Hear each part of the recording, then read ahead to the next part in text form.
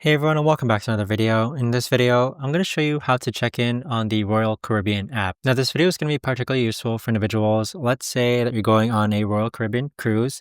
How do you actually check in on the app? So first things first, let's go ahead and download the app. Just search up Royal Caribbean. So if you go into the App Store and then click on search and then search up Royal Caribbean and the app should look like this. So it's turquoise, then we're going to click on open. Now, once you're on this app here, the next thing that you want to go ahead and do is that you need to sign up for an account and log in. So in my case, I'm already logged in. Next, you want to go ahead and click on my trips. And then from here, you can see that I don't have any upcoming trips.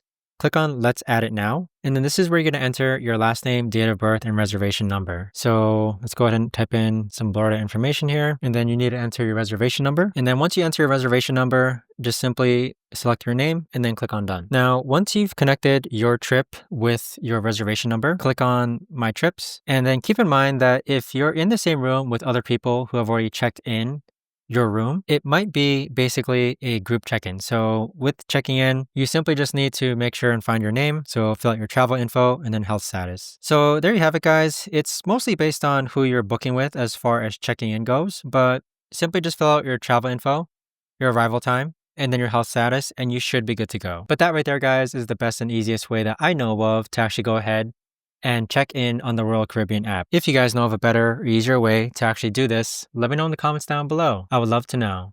Thanks so much for watching, everyone, and I'll see you guys all in the next